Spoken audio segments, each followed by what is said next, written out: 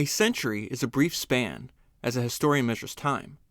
Yet between 1760 and 1860, a small group of men transformed the face of England and brought about an economic and social upheaval so vast that the life of no single person in this country remained unaffected by it. They set in motion a process of rapid technical evolution that still continues. Of this small group of men whose lives had such prodigious consequences, Isambard Brunel was perhaps the outstanding personality. He has his statue in marble. Every boy's railway book refers to him. You may have seen his name engraved upon that great bridge. We may know of him as the over-ambitious author of the Broad Gauge, or of that premature giant among ships, the Great Eastern. Perhaps we only remember him by virtue of the evocative overtones of that remarkable name.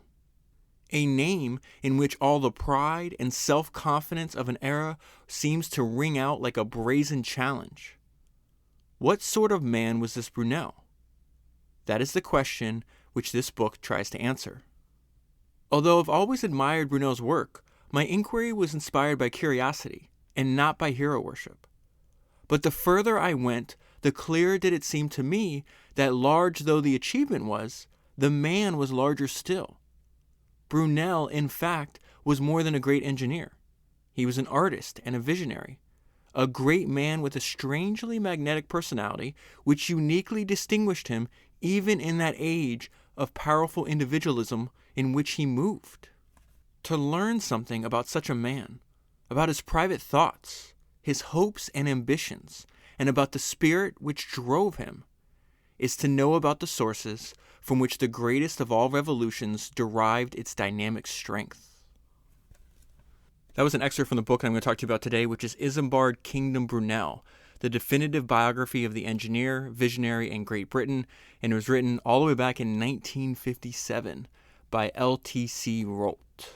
So before I jump back into the book, I just want to tell you where I got the idea to read a biography on Brunel. Last week, I reread the autobiography of James Dyson.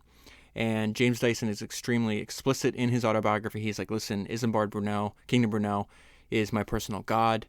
He talks about all the ideas that he learned from studying the life and career of Brunel that he applied to his own career, and that he would use the example of the persistence and doggedness and perseverance of Brunel to inspire him not to give up in his own work. And so he credits Brunel with building the foundation of Dyson's multi-billion-dollar empire that he has now.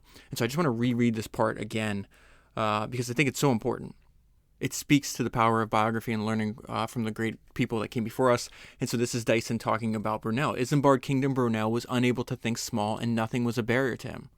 The mere fact that something had never been done before presented to Brunel no suggestion that the doing of it was impossible. He was fired by an inner strength and self-belief almost impossible to imagine in this feckless age. So I'm actually going to pause right there before I finish this paragraph. This biography of Brunel covers his entire career. Most of my highlights, as I go back and reread them, is about what Dyson picked up here. The fact that he was fired by an inner strength and self-belief almost impossible to imagine.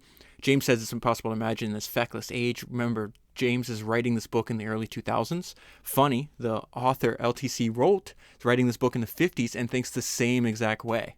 There's a lot of paragraphs in the book where Rolt's like, they just don't make people like this anymore. So let's go back to this. He was fired by an inner strength and self-belief almost impossible to imagine in this feckless age. While I could never lay claim to the genius of a man like that, I have tried to be as confident in my vision as he was. And this is the most important, I think, sentence that Dyson ever writes about Brunel. And at times in my life, when I have encountered difficulty and self-doubt, I have looked to his example to fire me on. Skipping ahead a little bit, he says, I have told myself when people try to make me modify my ideas that the Great Western Railway could not have worked as anything but the vision of a single man. We're going to go into more of Brunel's obsession with having complete control over every single project. Pursued with dogged determination that was nothing less than obsession. Throughout my story, I will try to return to Brunel and to other designers and engineers to show how identifying with them and seeing parallels with every stage of my own life enabled me to see my career as a whole and to know that it would all turn out the way it has. Okay, so let's go back to the biography of Brunel. The book starts out with this story. This guy named Charles McFarlane, who's traveling with Brunel, doesn't know him. They're traveling in the winter from France to England, and so they have to cross the channel on a small boat. They wind up being pulled in like this horse-drawn carriage. And I'm going to skip that entire story. I just want to pull out one sentence because I thought this was a fantastic description of Brunel's personality. Again, most of my highlights is just going to focus not on what he accomplished, but who he was as a person. And so McFarlane's talking about, it's like, who is this guy? And his impression of a young Brunel, Brunel's in his early 20s at this point in his life, he said he was one whose high spirits seemed quite impervious to cold and discomfort. So they wind up striking up a conversation. They start becoming friends on this little journey. And Brunel invites McFarlane. He's like, hey, I'm going to my dad's house. Do you want to come with me? Brunel's father is a famous engineer at this point. His name is Mark Brunel. He was at this point in history trying to build a tunnel under the River Thames. And it just got closed. He's going to wind up having to spend some time in debtor's prison, which James talks about in his autobiography, the fact that, as bad as his circumstances and his financial circumstances were before he strikes success with his Dyson vacuum, he's not in debtor's prison. But this is McFarlane having a conversation with Mark Brunel. He's expressing, his condolences for the fact that at this current time in history, the tunnel is shut down. They're not going to continue the work. It's too dangerous. They ran out of money. A bunch of people died. And I just want to pull out Mark Brunel's positive mental attitude here. So it says, Mark Brunel scarcely needed consolation of this kind, for he had suffered many disappointments in his lifetime and was ever philosophical in adversity. Courage, he was fond of saying. A man who can do something and keep a warm, sanguine heart will never starve. And then we go back to another description from McFarlane of a young Isambard Kingdom Brunel. He's going to use the word, there's a lot of people that describe Brunel as gaiety, which is the state or quality of being lighthearted or cheerful. But that was his external face to the world. Inside of him burned an intense fire. He's got a fire in the belly. He wakes up every day with a burning desire to achieve mission success. And he was willing to sacrifice his entire life to this. And in the end, he had an early death due to a large part because of his working habits. So let me go into that now. McFarlane could never have guessed that the ready wit and gaiety concealed a fire and a power which would drive him, undeterred by repeated disappointments, to achieve within a decade a degree of fame and fortune such as his father had never enjoyed. The father lived to a peaceful old age. The son sacrificed his life to his great achievements. More about his personality. The name of Isambard Brunel would not mean what it does today if he had not displayed the same characteristics of dogged persistence. How many times in Dyson's autobiography did he use that phrase, dogged persistence? He says it over and over again. And again, I just want to remind you of that great quote from Steve Jobs, where he's like, listen, I'm convinced half of what separates the successful entrepreneurs from the unsuccessful is pure perseverance. Most people give up. So let's go back to this. If he had not displayed the same characteristics of dogged persistence and an unlimited capacity for hard work which distinguished the self-taught engineer. For he was more than a painstaking and ingenious craftsman. He was also an artist of remarkable versatility and vivid imagination. But what most distinguished him was the force which drove him. This is that fire in the belly that I just referenced.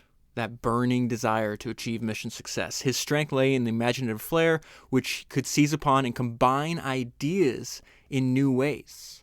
He was acutely self-conscious. Oh, I need to pause here. So one of the benefits of reading such an old book is because this author, he wrote a bunch of biographies of other engineers. He was also a trained engineer as well. But he had temporary access to Brunel's own writing and his personal diary, which was under lock and key. So we actually see the difference between the strength and outward appearance that he would put up for the rest of society and other people, and then his own doubts, self-doubts, which again everybody has. You just don't see them. And so that's one of the benefits of this book. He was acutely self-conscious, and the private man was a character very different from that of the cold, proud, abundantly self-confident engineer whom he impersonated to such perfection on the public stage. And then this sentence is fantastic. It's also going to remind me of something that Jeff Bezos said. I'll get there in a minute. and really a reminder that it serves as a reminder to me as I'm reading this book, and hopefully to you, that life is an adventure. And to some degree, it's a waste if we just survive and not treat it as the adventure it is. A great man achieves eminence by his capacity to live more fully and intensely than his fellows, and in doing so, his faults as well as his virtues become the more obvious. So I double underlined, to live more fully and intensely. There's a lot of sentences and paragraphs and references in this book in the fact that Brunel treated life as a grand adventure. A large part, almost all of his life, he treated his work as a grand adventure. I think that's a fantastic idea. But the second part of the sentence where it says, listen, if you're going to be doing this, if you're going to live more fully and intensely than most people, your people are going to obviously see like what you produce in the world, but they're going to beware of your faults, not just your virtues, but your faults are going to become obvious. And so when I read that, one of there's a great quote that I saved from Jeff Bezos, and he was extremely young the first time he said it. He's repeated this since then. It's become like almost like a Jeffism.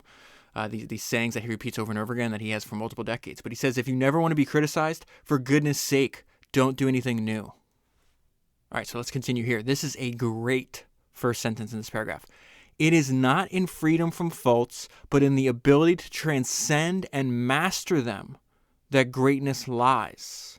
The key to that mastery is self-knowledge. And in his early years, young Brunel's entries in his private journal reveal his own awareness, so he's self-aware, of his own weaknesses. He writes, and this is where he just knows. This is not very different than Coco Chanel's mindset. You know, the fact that I'm not here to play. I'm here to make a fortune. I'm here to be great. I'm here to be the best there ever was. He writes, my self-conceit and love of glory vie with each other. Which part of me shall govern? Which part of them shall govern me? The latter, meaning his love of glory. Listen to this. He knows. He's like, I'm obsessed with going down in history, right? And it causes him this love of glory. And he's young when he's writing this. For him to be so self-aware is really rather amazing now I'm looking back on it. What it's going to cause me to do some really foolish things hopefully he changes later in his life. The latter is so strong. So it said, let's put the word in there. My love of glory is so strong that I often do the most silly, useless things to appear to advantage before those whom I care nothing about. Okay, so I want to fast forward in the story. He's still, or I guess I'm going backwards in the story. He's a late teenager, I think, at this point in his life, and his dad does something smart. He sets up an apprenticeship for Isambard under a master craftsman. I don't know how to pronounce, this guy's French. I don't know how to pronounce his last name, so I'm going to call him Louis. But he's like one of the best watchmakers at the time, and he actually inspires like an entire future generations of craftsmen that describe themselves as like studying under the tutelage of this guy. They use his name as like their school. So it says Brunel's education was completed by a period of apprenticeship under Louis, who was a maker of watches and scientific instruments. This last move reflects the soundness of Mark, that's his dad, Mark's judgment. He could not have found a finer or more critical nurse for his son's mechanical talents. Louis was regarded as the supreme craftsman in his field. The exacting standards of workmanship under which Brunel insisted throughout his lifetime were undoubtedly formed at this time. In 1822, when he was 16, he returned to England and began to work with his father. So gifted was young Brunel, and such was the intelligence and enthusiasm which he brought to bear upon his father's projects that in spite of his youth, he rapidly became more of a trusted and able partner than an assistant. He was thus able to play a major role when in 1824, Mark Brunel embarked upon his greatest adventure, the boring of a tunnel under the Thames. Okay, so let's get to the working conditions of as they're trying to dig this tunnel, and the fact that so many people are getting sick is actually going to give Brunel an opportunity to, at a very young age, to actually lead the project. So he says, because the Thames at this period was little more than an open sewer, the stench at the working face was appalling. Working under such conditions, it is not surprising that throughout the whole period of construction, sickness claimed a much heavier toll than the accident. When the work began, William Armstrong was the resident engineer under Mark, and Brunel, or Isambard, is the assistant to William Armstrong. Mark is going to fall sick, so he can't work, says Mark was taken seriously ill. A few weeks later, Armstrong broke down and resigned his post. So with his dad sick and the person he was supposed to be assisting quitting, that puts Isambard in the role of the engineer in charge. So it says Isambard was in the role of the engineer in charge, took over at short notice the leading part in an engineering drama which excited the wonder of Europe. So this is one of the largest projects on the continent at the time, and as such is going to obviously have a lot of people's attention. I need to remind you, Isambard is 20 years old at this point in his life. The fact that he was barely 20 years of age occasioned little remark. Yet today, and this is so funny, when an education fetish prolongs childish irresponsibility far into adolescence, it seems almost incredible that such an immense burden of responsibility should have been laid on such young shoulders. Remember, he's writing these words in the 1950s, right? So he says an educational fetish prolongs childish irresponsibility far into adolescence.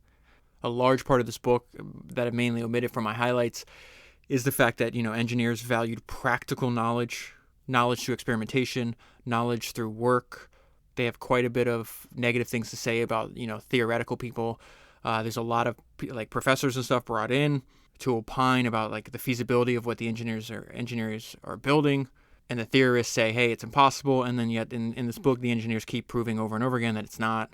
But I think what Mark did with his son here is the fact that he put in work at a really young age, even before he was 20. This is very similar to the most recent example that comes to mind. I read those two books, or the two-part series rather, on the Rothschilds. The Rothschilds believed in starting younger members of the family in the business really early. They thought it was a huge mistake taking some of the prime years, from 18 to 22, 18 to 23, and not having them work. They thought apprenticeship and actually the act of doing the work was more educational than just sitting in a classroom. So it obviously doesn't have to be either or. I'm just bringing to your attention the fact that, hey, for a large part of human history, we put a lot more responsibility on younger people than we do now, and they succeeded and thrived at an early age, and we see that is the case with Isambard. It says Isambard threw himself into work with all that unsparing energy which was distinguished his whole life. His working habits were insane. For as much as 36 hours at a time, he would not leave the tunnel, pausing only for a brief catnap. I got to that part. And when I read that book Hard Drive on a young Bill Gates, this is exactly how he would work. He wouldn't really pay attention to time. He would do these sprints where he would work 36 hours at a time, then crash for 10 hours, 11 hours, get back up and do it all over again. And in that book, and a young Bill Gates repeats over and over again, his desire, he wanted to be known as hardcore. That was something that drove him. This is a description of both the father and the son. The Brunels were not men to sit down with folded hands and bewail their misfortune. And so that's the reaction to, almost everything that could go wrong went wrong on this project. Reminded me of the takeaway from James Dyson's autobiography. When you get knocked down, you just say, all right, then, let's give it another go. This also reminded me of the story of Thomas Edison. He was 64, 67, something like that. What his laboratory and factory in New Jersey caught fire. They go grab him from his house. He's essentially just watching his life's work burn down, and he's cracking jokes, and he's basically saying, okay. And they have a quote in there. It says something to the effect of, even though I'm 67 years old or 64 years old, I'll start again tomorrow, or I'll start anew tomorrow. And what I took away from that is obviously I don't want this fire to happen. It's outside of my control. It has happened. All I can control is my reaction to this. So I got to get up again tomorrow. All right, let's give it another go tomorrow. So there's going to be a giant accident in the tunnel. It's going to shut down construction for years and years and years. It almost kills Brunel. And so this is about that accident, but really it's about Isambard's unusual response. And again, we get into the person of Brunel. Although it was obvious that Brunel was seriously ill and that his leg was giving him acute pain, he remained, as usual, quite undaunted and refused to leave. He was unable to walk, and so he laid on a mattress, from which he directed the diving operations. So what happened is you're digging a tunnel under a river. Multiple times, this is going to be the worst time, but multiple times the river decides to come through the tunnel. And so you have this huge, massive water that winds up just destroying all the equipment down there. People drown. And this is the worst time, the one that leads him to say, okay, we're going to shut this tunnel for a long time. He was unable to walk, so he's on a mattress, refusing to leave. And he almost dies from this. He's going to have months of recuperation after this. from which he directed the diving operations and would not be taken home until he had learned the extent of the cavity in the riverbed. And so as he's recuperating later on, he writes in this journal, this hidden journal, how he felt. And this is where we just see he's got a very unusual mindset to somebody, that came very, very close to dying at a young age. When he laid up, he recalled his terrifying experience in the tunnel and set it down for no one but his eye in the private journal, which he always kept under lock and key and which was not opened until after his death. This account gives us the most revealing glimpse we have of his strange nature. A nature in which the sense of drama was so strong that it could become totally absorbing and exclude all sense of personal danger or fear. So a few highlights here for you from his journal. I have now been laid up quite useless for 14 weeks. I shan't forget that day. So this is funny because the book is quite old and the way they write, it was actually extremely difficult. I almost gave up a few times, and I was like, what are you going to give up in the middle of reading a biography of Brunel? You missed the main point, David? What's wrong with you?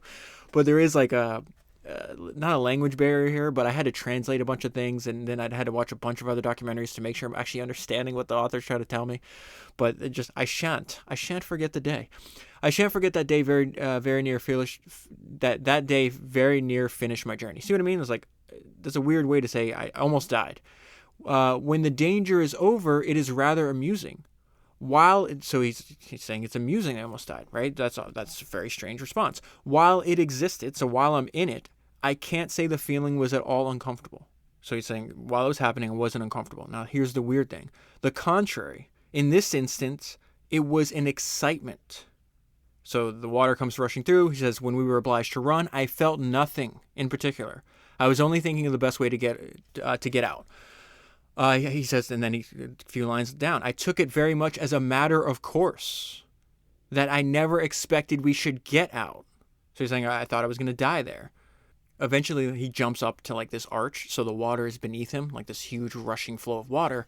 And he says, I stood still there nearly for a minute. I was anxious he's going to name two other people that he was working with. He wanted to make, he wasn't worried about himself. He was worried about the fact that two of his friends might have died, who I felt too sure had never risen from the fall, and I thought were crushed under the great stage. I kept calling them by name to encourage them to come up through the opening where he's standing, right?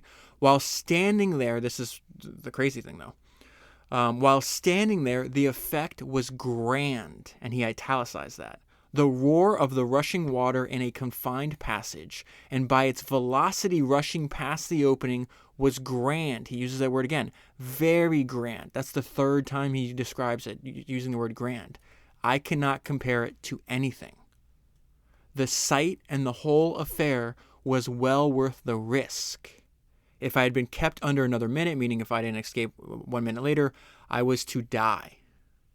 So there it is. That's an extreme mindset of Brunel. At the time he wrote this, he still hoped to return to his post as an engineer in charge, but it was not to be. The accident marked a turning point in his career. 7 years would pass before work on the tunnel was resumed, and by then he would be much too fully occupied with projects as yet undreamed of for him to play his old role again. The biggest project of that is going to be the Great Western Railway. Okay, so now we get to his years of frustration. So he is 22 years old. I'm going to read my note to you. So he's 22 years old. He starts to wonder about his future. Completely normal. The name of the chapter is The Years of Frustration, and compares his low point, where he's at in his life, to his friend's high point. But yet he refuses to be negative. Brunel had still found time to sit by the fireside, wondering what the future held for him. And this is where we go back to his diary, his journal. What will become of me, he asks. And then his dreams begin. I will build a fleet of ships and build a new London Bridge. I will build tunnels and at last be rich and have a house built. I will be the first engineer and an example for future ones. So this is his, his entire thing was, I'm going to go down in history as being someone that is great. So now we see that it goes back and forth. This idea of terror, euphoria and terror that you and I always talk about. That when you're doing something difficult, building a company, whatever it is, you only ever experience two emotions, euphoria and terror.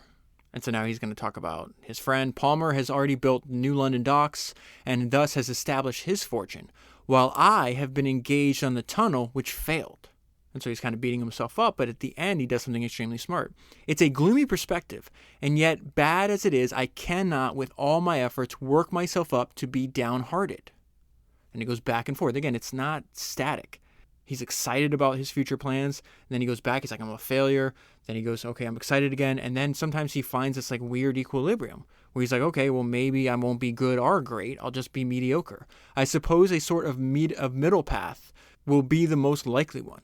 A mediocre success. An engineer sometimes employed and sometimes not. And so he's talking about the fact that the tunnel is dead. They're not going to do it right now. They don't know if they're going to do it in the future at this point. And this is where we see that he comes up with his motto that he uses for his entire life. So I've seen this over and over again as I read these biographies. I think it's a really good idea to have a life motto. Let me give you some examples. Teddy Roosevelt got his life motto from his dad, get action, which is a great way to think about how Teddy lived his life. Ernest Shackleton, who I told you last week is the lock screen of my phone. His motto was, by endurance we conquer. Stan Lee, the guy that invented Marvel, ever upward. And so Brunels is going to be never despair. The tunnel will never be finished now in my father's lifetime, I fear. However, never despair has always been my motto. We may succeed yet.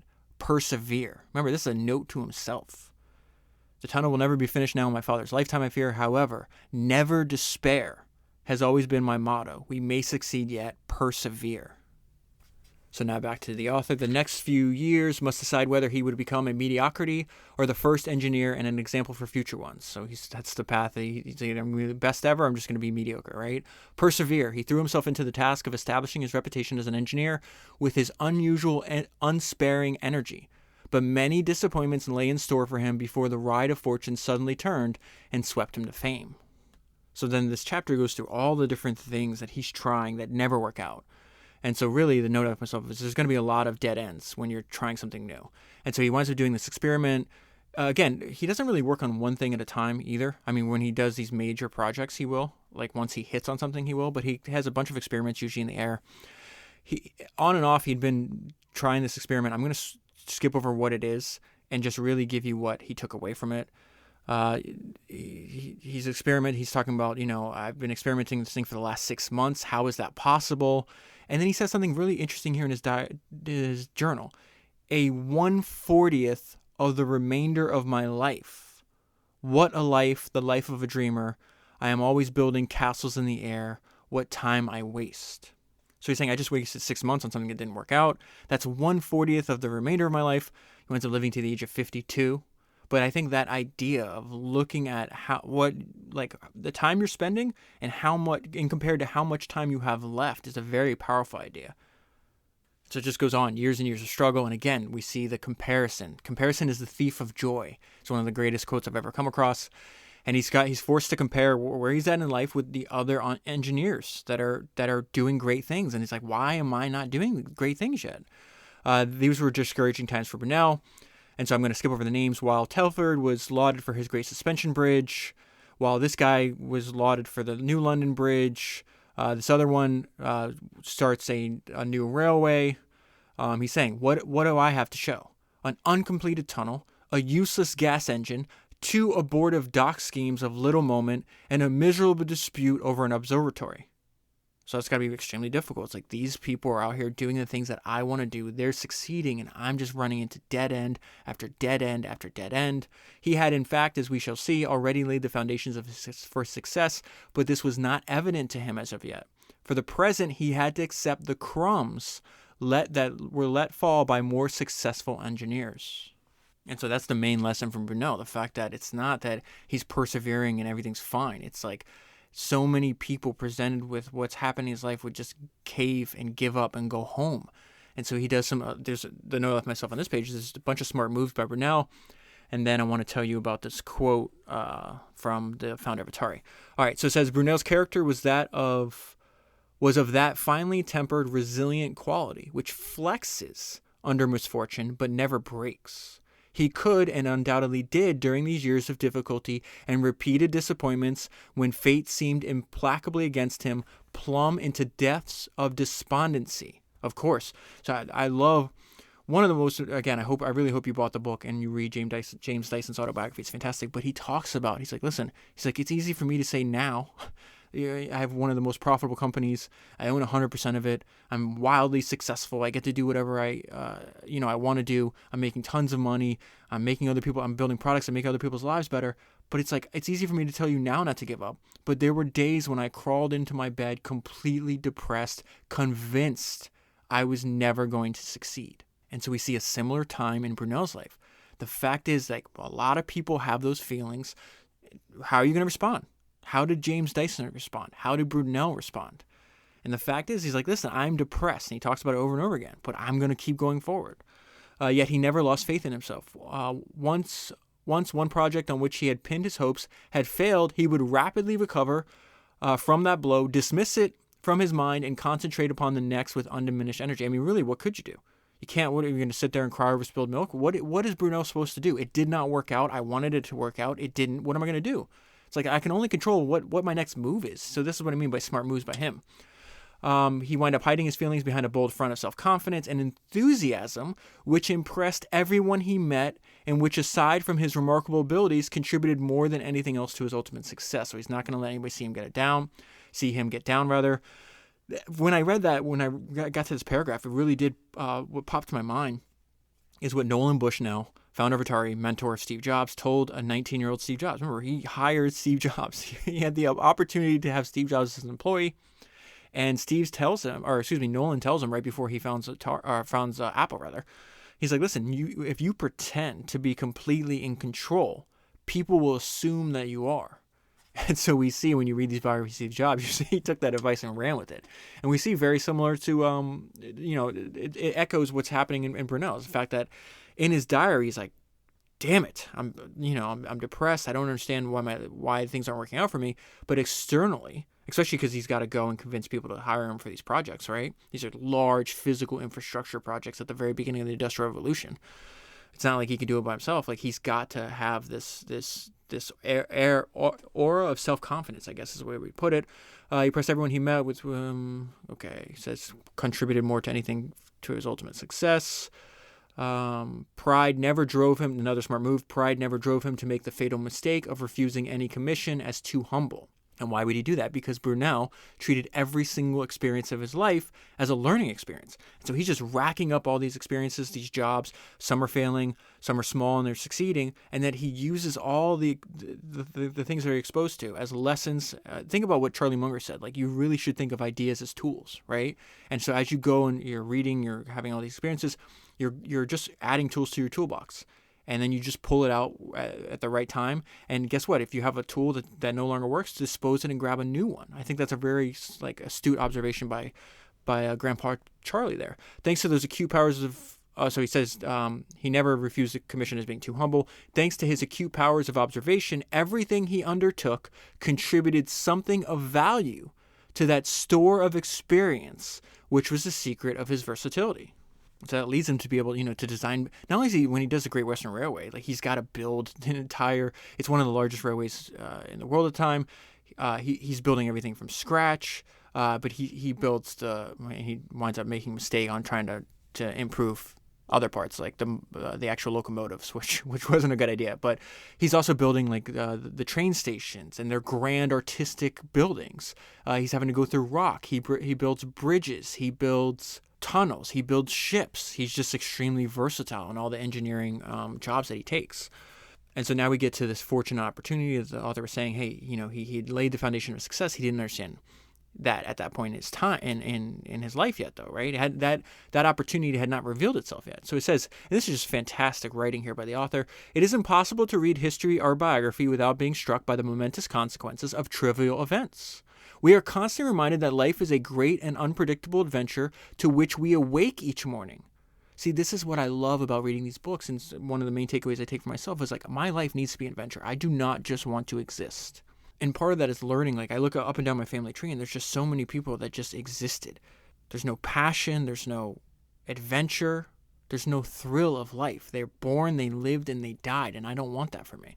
And I think, again, reading these books is just this constant reminder that life can be, it's extremely, that quote by Mark Andreessen, that I absolutely love. Mark says, the world is a very malleable place. If you know what you want and you go for it with maximum energy and drive and passion, the world will often reconfigure itself around you much more quickly and easily than you would think. Constant reminder, life is a grand adventure. It can be whatever you want it to be. All right, so let's go back to this. It is impossible to read history or biography without being struck by the momentous consequences of trivial events. We are constantly reminded that life is a great and unpredictable adventure to which we awake each morning. How many people do you know that actually wake up with that mindset? Probably not many. And if you have a lot of them around you, you're extremely fortunate. That the most humdrum or apparently wasted day may afterwards be seen in recollection to mark a significant turning point in our lives. So it is with Brunel. He had not been guilty of overindulgence immediately after his accident in the tunnel. Had he not been guilty of overindulgence immediately after his accident in the tunnel, his future might have taken a different course, and the great works with which his name will always be associated might never have been built. So what that means there is there's just too many distractions where he's trying to recover. His parents send him to Clifton. They advise him to go to this place to Clifton. This is where, unbeknownst to him, they're about to have a contest for engineers to submit designs to what is going to wind up being the Clifton Suspension Bridge. I advise you to Google that. Take a look at this bridge. The design came from Brunel. It was completed after he died, though. It is gorgeous. And so this is going to be this opportunity for him. Again, he's there for... Let me just read this. Why am I running over my own point?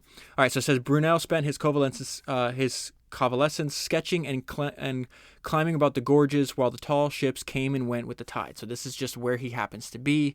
It is easy to imagine his excitement when he heard of the proposal to build a bridge, to invite engineers to submit designs to build a bridge. Here indeed was a project after his own heart. So he happens just to be studying this area. He found it very beautiful. He's doing drawings because he's just a very interested person in general. And then later on, they said, hey, we're fellow engineers who wants to submit designs for this bridge. So right place, right time, right? It says Brunel decided that this, and then we see one of the things about Brunel is like, I want to build great things, but they want to build great things that are beautiful. And again, that heavily influenced Dyson for that. He talks about in his autobiography over and over again, the importance of the physical design of your product. If you're making physical products, but you can get them, you can enhance their beauty by keeping the design close to the function of the actual, like in the case of Brunel, it's a bridge. In the case of Dyson, it's a ball barrel or a vacuum cleaner. So we see that here. Brunel decided that the site called for a suspension bridge, and he lavished upon his competition designs infinite pains and exquisite draftsmanship, so that it became not merely engineering drawings, but works of art. Then he's traveling all around this area, studying the bridges that came before him. And why is he doing that? Because then you learn things that you want to copy and things that you want to avoid. In this way, Brunel learned what to emulate and what to improve and then what to avoid. Same motivations that Brunel has in studying the bridge that we do have studying, the careers of people that came before us. Here's the problem. The bridge, so it's the same theme that you see that you saw in Dyson's life on the last podcast, you see in Brunel's life. 1 step forward, 2 steps back, 2 steps forward, 1 step back, over and over again. There's a bunch of riots that have nothing to do with Brunel, and so they wind up pushing back this. He wins, obviously. He gets in charge of this project, and as soon as they start trying to make progress, there's a bunch of civil unrest and riots break out, and they stop working on the bridge. All thoughts of proceeding with the Clifton Bridge scheme were forgotten. The year of 1832 passed without any further moves being made, and Brunel occupied himself with other concerns. The summer of that year found him in a state of great despondency, at odds with himself, and much discouraged by his persistent lack of success. We go to his journal. I'm unhappy, exceedingly so. Brunel took stock of his gloomy situation. So many irons and none of them hot. And this is another example of, even though it looks bad, he doesn't know things that are developing behind the scenes that are going to change his fortune.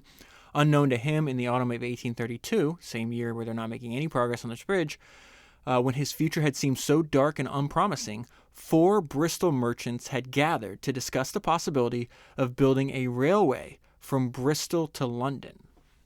And so this is going to be the Great Western Railway. He talks about, so he's submitting a bid. And we go back to his journal. Was this Brunel's long-awaited opportunity? How will this end? He wrote in his diary that night. So he doesn't know how it's going to end, but he doesn't lack the self-belief, right? Already he did not doubt that he could secure the appointment. What then of his rivals? This is how he described the competing bids. Admittedly, they were not very formidable. And that word, formidable, comes up over and over and over again. Let's define it. Inspiring respect through being impressively large, powerful, intense, or capable. So he winds up obviously getting hired as the main engineer, and was fantastic. He wasted no time. So he gets told, okay, you got the job. He goes to work right away. Brunel wasted no time in getting down to work. The great adventure, there's that word again, had begun. The great adventure had begun. And this is where we see like his love of an arduous schedule. Many people think led to his early death. These were such hectic days that he had scarcely found time to sleep for more than an odd hour or so. His days were spent traveling about in coaches or on horseback, while by night he worked on his reports, estimates, and calculations. And as if this was not enough, there were other irons to be attended to. So it's funny, he went from, just saying, I have a bunch of irons in the fire, none of them are hot. Once he gets hired to be the engineer of the Great Western Railway, this is going to be, all eyes are on him. His services are now in demand, so he's doing surveys for other stuff. He's working on docks and all these other things. And so we see his schedule at this point. He's working 20 hours a day. I don't even know how this is possible. And so there's one phrase that's over and over again in his diary: up at 5, up at 5, up at 5, up at 5 a.m. Such pressure of work taxed even Brunel's extraordinary powers of endurance to the utmost, and he confessed to one of his most trusted assistants that between ourselves it is harder work than I like, and I'm rarely much under 20 hours a day at it. And so why is it so difficult? Because this is unprecedented. And that's the thing about Brunel that I don't know if I'm explaining to you. Like the stuff he attempts, no one has ever done these things on the size and scale that he has. And that's what he's going after. While others shook their heads and pronounced that a line from London to Bristol was too long and overambitious, his was a mind that impatiently scorned such limitations. Already in imagination, he had traveled far beyond Bristol, and soon, very soon, he would span the Atlantic to New York. So the Western Railway it must be. As to its greatness, upon that he was already determined. And so they're saying, you can't even build. Like, what are you doing? You can't. This is way too ambitious. He took it one step further. He's like, okay, when I'm done doing the Great Western Railway, I want to be able to sell a ticket so you can go all the way to New York. So you get to the end of the line, and then you get on one of these giant ships that I'm going to build. So he takes something that people think is already crazy ambitious and adds to it. Let me finish this paragraph. This time he was going to win, but it would be a great struggle. So let's go to the diary of somebody that's working with him, and we get a description of how Brunel worked. I believe that at this time he scarcely ever went to bed, though I never remembered to have seen him tired or out of spirits. He was a very constant smoker. He'd smoke cigars 24/7, and would nap in an armchair very, very frequently with a cigar in his mouth. And if we were to start out of town at 5 or 6 o'clock in the morning, it was his frequent practice to rouse me out of bed at 3 a.m., when I would invariably find him up and dressed and in such glee at the fun of having curtailed my slumbers by 2 or 3 hours more than necessary. No one would have supposed that during the night he had been poring over plans and estimates and engrossed in serious labors, which to most men would have proved destructive of their energies during the following day. What is this guy on? Like, what's the equivalent of what people would take now is like modafinil or a bunch of Adderall? Like, what's the 1800? What is the equivalent in 1800s? Like, how is this guy doing this? But I never saw him otherwise than full of gaiety, and apparently as ready for work as though he had been sleeping through the night. And so this is Brunel. He's 29 years old. He's fired up, and he just cannot believe how fast his life changed. Brunel's meteoric success was due not only to his undoubted genius as an engineer and his unlimited capacity for hard work, but also the magnetic power of his extraordinary personality. Brunel could hardly bring himself to believe it. It seemed too good to be true. So it talks about, at this point, he's been working on the railway for almost 2 years. He was so busy that he stopped updating his diary. Taking down his long neglected diary from the shelf, he reopened it and wrote, "What a blank in my journal, and during the most eventful part of my life. When I last wrote in this book, I was just emerging from obscurity. I had been toiling away most unprofitably at numerous things. Unprofitably, at least at the moment. What a change. The railway now is in progress. I am the engineer to the finest work in England, and I have a handsome salary. It is like looking back upon a fearful past, but we have succeeded. So he's talking about rereading his past entries. It's like looking back upon a fearful past, but we have succeeded. A pretty considerable capital is likely to pass through my hands at this age of, and this at the age of 29. I really can hardly believe it when I think of it. In fact, I am now somebody. Everything has prospered. Everything at this moment is sunshine. I don't like it. It can't last. This guy. Bad weather must surely come. Let me see the storm in time to gather my sails. So he's like, things are going too big to be true. Of course, it's going to be difficult. And he's obviously going to have a lot of struggles. It takes almost, I think, 8-10 years to finish the railway. But we see an update in his diary. This is a year later. He's still doing well. And really, this is just a fantastic, what we're all striving for, to feel this satisfaction with our work, right? Work is going to be a huge part of your life, a third to half of your entire life. I mean, half if you consider the time you're actually awake. If you sleep 8 hours a day, you have 16 hours left. You work for 8. Obviously some people will work a lot more. Even if you work for 8 hours a day, it's half your life. When I last wrote, I was in high spirits, it seems, and this guy's working essentially if he's awake. If his eyes are open, he's working. He's insane. When last I wrote, I was in high spirits, it seems, but dreading a reverse. I dread it still, yet everything has prospered since and is still going on well. So he's talking about, the fact that his services are in high demand. And really, this is a fantastic sentence. It just, the satisfaction, working extremely hard for something, the things you work the hardest for, obviously the things you derive the most satisfaction out of. And he says, really, my business is something extraordinary. So it talks about the fact that he got married, but he's really just married to his work. He does have kids, but it says, my profession is, after all, my only fit wife. The author says this is probably some of the truest words he ever spoke. He determined then to make perfection of his work the supreme goal, and from that resolve he never subsequently wavered. And that really is central to understanding the life of Brunel. He has one thing in his life, and he's willing to sacrifice. If you ever had to compete head to head with somebody like this, it's nearly impossible, because he'll sacrifice family, he'll sacrifice health, he'll sacrifice everything, and he does. He winds up he's gonna have a stroke towards the end of the book. He has a stroke. He's the last great project he worked on is this gigantic ship that's like 6 times larger than anything else that's ever existed in the world. And they're about to launch it, and he has a stroke, and then he dies, a short time later. Let's go back to where we are, though. He's still building the railway. And again, the reminder that all the things that Brunel is attempting, they're unprecedented. He's not... Remember when Edwin Land, the founder of Polaroid, told us, don't build a Me Too product. You should only don't do anything that anyone else can do. And that's how he guided his career. Same thing with what Brunel does. It is hard for us today to appreciate the immensity of the task which confronted Brunel in the construction of the Great Western Railway. History holds no previous record of engineering adventure upon so heroic a scale. That's fantastic writing, by the way. When he had written before that he was an engineer to the finest work in England, he was making no idle boast. He knew that it would be so because, as any artist or craftsman must, he had already conceived the completed work in his imagination. In the course of the survey, so surveying the land where he's building the railway, right? In the course of the survey, he had covered every yard of the way and had seen with it the mind's eye his iron road lying wide and true. He's saying he's manifesting this. He is seeing it with his mind's eye before it exists. And some people think that's, it's like willy foo-foo, like nonsense, All I can say is I've this idea of this important of visualization. You go read Arnold Schwarzenegger talks about that over and over again. He sat up at night and saw his life. He told himself over and over again, I'm already the greatest bodybuilder in the world. I'm already making millions. I'm already going to be the greatest highest paid actor in Hollywood. Way before it happened. Bob Noyce. Let's take a more specific example. Bob Noyce, founder of Intel, Fairchild Semiconductor. You name other entrepreneurs in history that are more successful than this guy.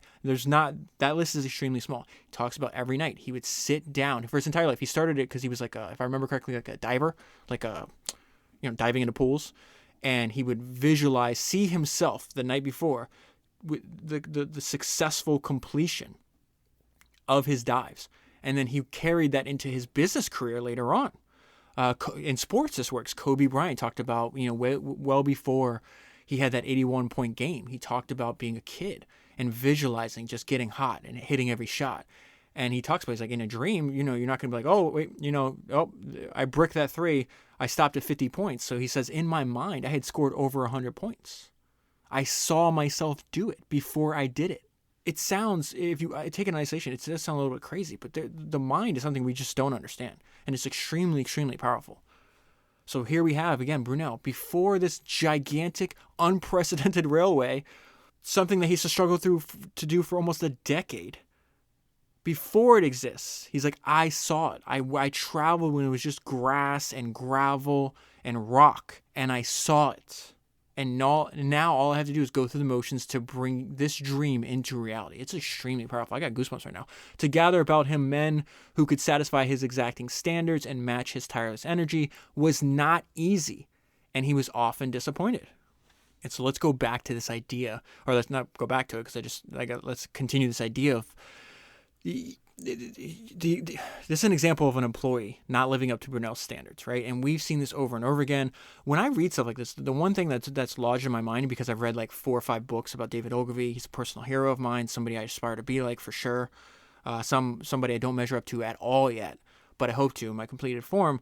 And what he learned he was an Englishman in a French kitchen for a master chef, but this guy named Petard, I think is how you pronounce it. And that's something that he learned over and over again. It's like, listen, like, you cannot let mediocre people on your team at all. This guy would wind up firing people because their pastries wouldn't rise high enough. Like, he was an extreme. Ogilvy learned from him, as a young man at the time, probably in his 20s when he's working for this guy, one of the most respected chefs in Paris. Like, okay, this is how, like, the customers. What's interesting to me is like that part is hidden from the customer, right? The customer is like, wow, this food's the greatest. This experience at this restaurant's amazing. They don't see all the work behind the scenes that Ogilvy's getting to see, right? And this just relentless dedication to extreme excellence. In fact, I'm about to give you another bonus episode here in the next few days, and I'm rereading this guy. This guy did something smart. It has to do with Buffett shareholder letters that are organized on topic and not by year. And so that'll come out in a few days, because I'm almost done reading. But I'm glad I'm reading this at the same time as reading this book, because Buffett talks about that. He's like, listen, you got to cut the mediocre people. Like, you can't have mediocre people in management, even if they're nice. Like, you just can't. Very few people can run businesses well. There's a lot of mediocrity and bad decision making. So like when you find, like, you have to have a good person in charge of the business, whether it's yourself, whether it's somebody else. So he's saying you got to cut the mediocre people out. That's exactly what Ogilvy would say as well. And so we see Brunel, being kind of ruthless about this. The assistant who made the mistake received the following missive, and he must have been left decidedly weak in the knee. So this is now Brunel talking about somebody on the Great Western Railway that made a mistake. Plain, gentlemanly language seems to have no effect upon you. I must try stronger language and stronger measures. You are a cursed, lazy, inattentive, apathetic vagabond. And if you continue to neglect my instructions and to show such infernal laziness, I shall send you about your business. I have frequently told you, amongst other absurd, untidy habits, that of making drawings on the back of others was inconvenient. By your cursed neglect of that, you have again wasted more of my time than your whole life is worth. In such a fashion did Brunel forge and temper his human tools. Okay, so moving on. When you're like learning about Brunel, he has this like huge battle over the size of these gauges that are used in the construction of railways. I'm skipping over that all apart. I'm going to give you the line that's important, okay? Because they're talking about, hey, like when you ask questions like why is something done this way, usually you keep going and you can follow it back to like the beginning of the industry.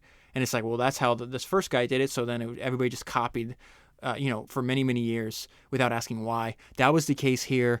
This guy, starts the standard gauge, talks about the size and everything else. I'm skipping over that. It's just like, hey, this is what worked then. Then, this other guy saw what this guy did and he copied it. There's no reason for whatever. So really there's no reason other than somebody did it before. And all they say is that they did so without pausing to consider the question on its merits. It's all big takeaway from the life of Brunel is first principles thinking, which is not a new idea. And, everybody talks about it now. it's literally written about in this book, and they were doing it in the 1800s. They're probably doing it before that as well. On the contrary, experiment was the breath of life to Brunel, and for him, precedence only existed to be questioned. And it says, Brunel rejected precedent and proceeded from first principles. Remember, this is a term you're going to hear constantly nowadays, right? It's a good idea. I'm not, obviously a good idea, but it's not a new idea. That's the point. Brunel rejected precedent and proceeded from first principles to design what he confidently believed would prove to be the perfect railway. And so I also want to pull out one other point from this section, which was really fascinating. So it says, to his critics, him questioning, like trying to be different and trying to question every single part of what he's doing. His critics like, this is ridiculous. To his critics, it appeared to be an example of a perverse striving for originality's sake. So they're saying you're just trying to be original for original's sake. So Dyson, as we learned on the last podcast, Dyson takes this one step further. He's like, no, you should be different for the sake of it. And he's saying difference in the idea, difference in the product, difference in the way you're running the business. That you're only going to get these monopolistic profits by being different. And sometimes, which was mind-blowing, if you haven't gone back and listened to that podcast, definitely do that and obviously read the book. But what he talks about, it's like, even if there's a better way, you should still do it differently. That is like I don't even know if out of all the books that I've read, I've ever come across an idea like that. And that speaks to just Dyson's fundamental belief in difference for the sake of it. And so again, we're still building the Great Western Railway. I want to pull out more from his diary because I think it's so interesting. He's writing to a real friend, so he can actually reveal himself, right? He's not going to tell, like if you just bumped into him or if you worked for him, you're not going to penetrate his, the facade that he has, his external facade, right? So he's writing to a real friend and he's revealing the agony and terror. He's doing something that's never been done before. It's one of the largest scales of human endeavor up to this point in history. It's not supposed to be easy. So he says, and he's like very confused by it. This is a very interesting metaphor here. Let's check this out. I can compare it to nothing but the sudden adoption of a language that's familiar enough to the speaker, but unfortunately understood by nobody but him. Every word has to be translated. And so it is with my work. One alteration has involved another, and no one part can be copied from what others have done. No one can fill up the details. I have to do that all myself. And invention is something like a spring of water, limited. I fear I sometimes pump myself dry and remain for an hour or two utterly stupid. And yet, even as difficult it is, he has no regrets. He wants to be doing this. I have never regretted one instant the course I have taken. And then a few pages later, just another great line. His career was to him a tremendous adventure. And so there's, in addition to like the problems with the fact that it's difficult physical engineering, you have to battle the weather, the elements, the actual earth fighting back to you. You have to motivate employees. There's all this like politics involved because you're not going to do large physical infrastructure without competing governments and interests. I skipped over a lot of that part. Obviously, I might talk to you for an hour and a half about these books, every single one, before I sit down and talk to you. I've spent 10, 15, 20 hours reading. So if you hear a podcast that piques your interest, it's a good sign that you can learn a lot more by reading the books. It's impossible to replicate the value you get just spending hour after hour after hour. If you're reading a biography of somebody, you're spending maybe 20 hours in their mind. Okay, so let's go back to where we are in the story, though. Fast forward a little bit, obviously past all that political stuff and these fights, these lawsuits and everything else that's going on. I want to talk about like the actual work. This is wild. They're having to go through rock at this point. But it says it was an immense undertaking, and the more staggering when we remember that apart from the steam pumps which kept the workings clear of water and the power of gunpowder, which was used to blast away the rock, it was accomplished entirely by the strength of men and horses working by candlelight. This one tunnel check this out. This is the mind-blowing part. For 2.5 years, the work consumed a ton of gunpowder and a ton of candles every week. He's going through a ton of gunpowder and a ton of candles every week for 2.5 years, just for one part of the railway. Eventually, he winds up completing this project. He was obsessed later on with the Great Eastern, the giant ship that that he was working on when he dies. But this might be as great as if you look at actually ones that were actually completed, because a lot of stuff had to be completed by other people or after he died and everything. This seems to me like I would be like, this is what I'd be most proud of, I guess. But let me summarize this here, which had seemed, the railway had seemed to many so impossible of realization only 8 years before was now a magnificent reality. So go back to that. I saw the whole thing in my mind. I just have to go through the motions now to bring it to this thing I saw in my mind's eye. I see it laying there. I could touch it. It's iron. It is there. It is now. He took that dream, that vision, and it is now physically real. Other people can now interact with this thing that only took place in my mind. So there's an entire chapter called Brunel against bureaucracy. I'm going to pull out a couple of things here. I'm going to read my note to you first. He's against anything that inhibits building, the ability to make unequivocal decisions. Steve Jobs' quote in the Joni Ive book, I got to grab that in a minute, about telling the team that this is the way I want it. So the ability to have, again, companies are led by they're not led by committees. Great companies are led by formidable individuals that are capable of making unequivocal decisions. That is very clear if you study the history of entrepreneurship. This is the way I want it. The decision is mine. I think if you could talk to these founders. So a lot of the founders we're learning from on the podcast, obviously they're dead. We can't talk to them anymore. We have to read their words, and that's the way we have conversations with them. I think if you could talk to these founders, they'd say there's too much emphasis on consensus. That is definitely what Brunel would say. Let me read this section, then I'll grab the Joni Ive. I just said his name incorrectly. Joni Ive. Oh, man. Okay. Even in the age of individualism, Brunel's public life was remarkable for his roundly expressed hatred of government officials and of any law, rule, or regulation which interfered with individual responsibility or initiative. The innate caution of the civil service mentality, its inability to make unequivocal decisions or accept personal responsibility, represented the very opposite of all that Brunel stood for. So that's good. Describe something, in this case a person, by describing their opposite. The inability to make unequivocal decisions and the inability to accept personal responsibility was the very opposite of what Brunel stood for. Okay, so there's a quote from this book on Joni Ive, and it's Founders number 178 if you haven't listened to it. And it's Steve Jobs. He's coming back for Apple. He's dealing with, this is the way I want things done. People are giving him a lot of pushback. And so this is another illustration of what they're saying. Like, Brunel needed the ability to make unequivocal decisions. Same thing Steve's running into here. When we took it to the engineers, they came up with 38 reasons they couldn't do it, Jobs recalled. And I said, no, we're doing this. And they said, well, why? And I said, because I'm the CEO and I think it can be done. And so that quote, what Jobs is saying there is like, I'm the one responsible. Like, I'm the one person in the company that can make unequivocal decisions. It has to be done this way. That mindset is very similar to how Brunel approached his work. In fact, he would constantly threaten to resign. When they say, hey, let's get you an assistant engineer or a resident engineer, he's like, I don't even understand those terms. I don't care. That's how other projects are done. I will resign if I don't have complete authority and control.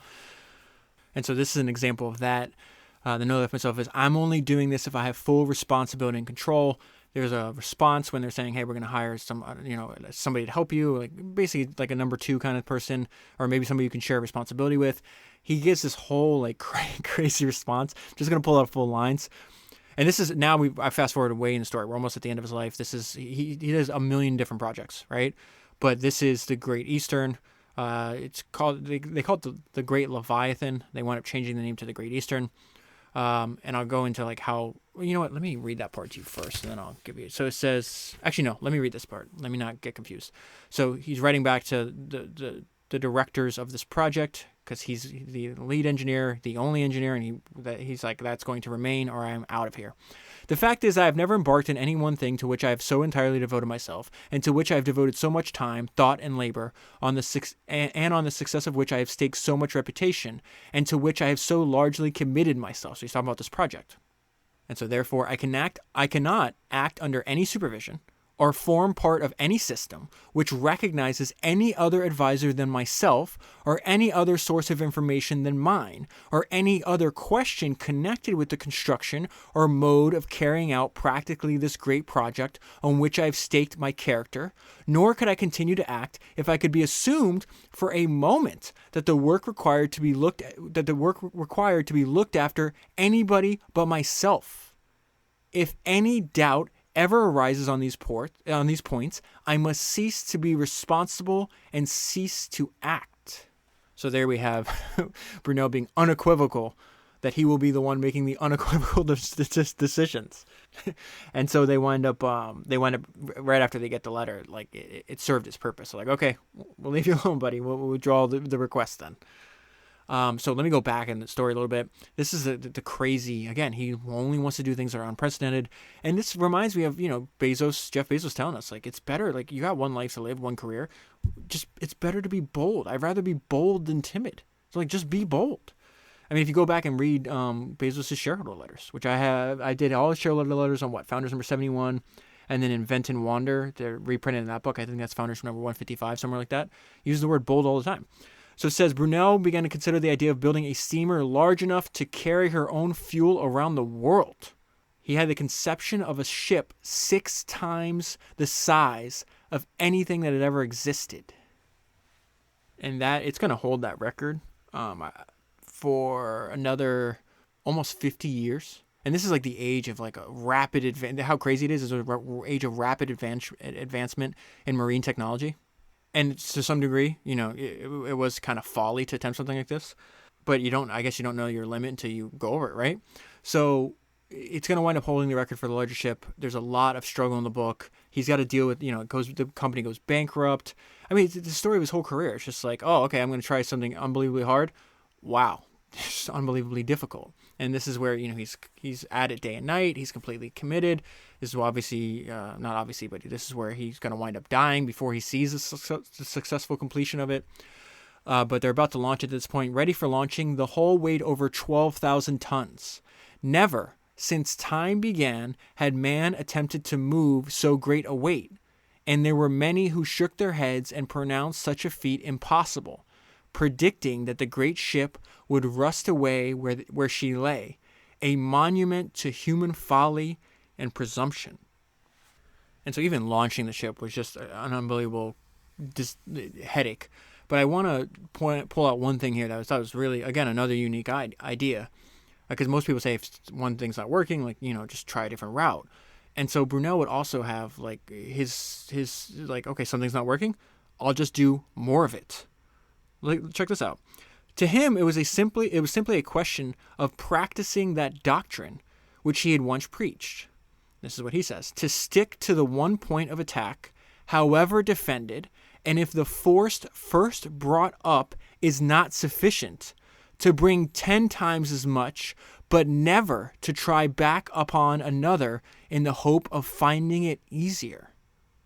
So again, let me read that again, because this is like he's got he's writing in the 1800s. They spoke a little differently than we did.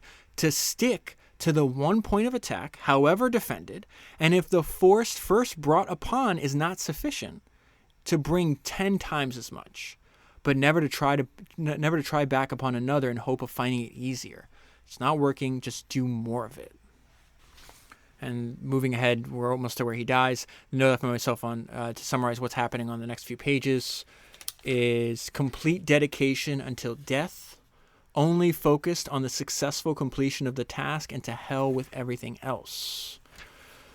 From that moment when the semblance of his great ship had first taken shape under his pencil, it seemed as if it had claimed its creator's body and soul. It became an all-consuming passion to which he dedicated himself utterly without regard for health, for fortune, or for family. Slowly but surely, it excluded every other concern from his mind. He steeled himself to meet and confound betrayal, hostility, ridicule, and every kind of adversity in order to complete his task that no appeal of this kind could reach him. To yield, even in the smallest degree, to such persuasions would now appear to him an admission of defeat. And so that, now towards the end of the book, it became apparent as I started studying Brunel, like why Dyson, because Dyson's also a misfit and a crazy person. It just his absolute refusal to give up, is obviously not normal. I can see now, I could see all the way up until this point why he would latch on to Brunel. He called him again a personal god. That's how Dyson described Brunel, a god. He was a god to me, right? And you get to that one paragraph, and it's just like, all right, this is Dyson. Dyson is seeing in Brunel what he wants to reflect in himself. He steeled himself to meet and confound betrayal. Dyson had to deal with that. Hostility, he had to deal with that. Ridicule, and every kind of adversity in order to complete his task, that no appeal of this kind could reach him. To yield even in the smallest degree to such persuasions would now appear to him an admission of defeat. And I guess my point I'm trying to make there is like understanding now, spending hours studying Brunel, I have a even more fundamental understanding of Dyson. It like enhances my understanding of his work, of his life and career. This is where I said, or they say, he worked himself to death. He also had like a kidney disease. Nephritis is what like complicated things. He went to having a stroke. So it says on the morning of Monday, September 5th, the engineer boarded his great ship for the last time. At midday, that deadly adversary whom he had kept at bay so obstinately overtook him, and he was suddenly seized by a stroke. He was paralyzed, but still conscious as he was carried down the ship and to his home. And so the ship's in the water. There, he wanted to be on board because 2 days later, September 5th, he has a stroke. September 7th, they actually take the ship down the river. And he was so confident that he had finally succeeded, right? So the author makes the case, and other people make the case that he's going to die on September 15th, so 10 days after stroke, right? In that interim, that 10-day period, he wanted to kind of will himself to stay alive because he wanted to hear like, the successful, like the first trip that the boat ever makes. The part of it explodes. I shouldn't laugh because it winds up killing him. But once he hears the news, so I'm going to read this section. This is where he dies. But to give you the background before I read the section, the ship is still salvageable, and it lasts, and he does these transatlantic ships, for many decades moving forward, if I'm not mistaken, after Brunel dies. But he never understands. Like he never gets to the main tragedy here is the last thing he hears is that part of it exploded because there's pressure built up in one of the engines, and a couple of people died that were on the boat. So. This is what they're going to reference here. His body paralyzed, only the engineer's spirit still rallied around him, holding death at bay a while longer, but for one reason, to hear news of the success of his great ship. He was so confident of a triumph which must atone for every misfortune. Instead came the news of this disaster. This final stroke was too cruel to be borne. The spirit broken at last, the light in his eyes went out, and as night fell, he died. It is only from the words of friends, not intended for the public ear, that we can begin to understand the weight of such a loss. The most moving tribute of all came from his friend Daniel, who in his diary wrote, "On the 15th of September, I lost my oldest and best friend. By his death, the greatest of England's engineers was lost. The man with the greatest originality of thought and power of execution, bold in his plans but right. The commercial world thought him extravagant. But although he was so, great things are not done by those who sit down and count the cost of every thought and every action." And that is where I'll leave it. For the full story, buy the book. If you buy the book using the link that's in the show notes, you'll be supporting the podcast at the same time. Amazon sends me a small percentage of the sale when you do that. That's 201 books down, 1,000 to go, and I'll talk to you again soon.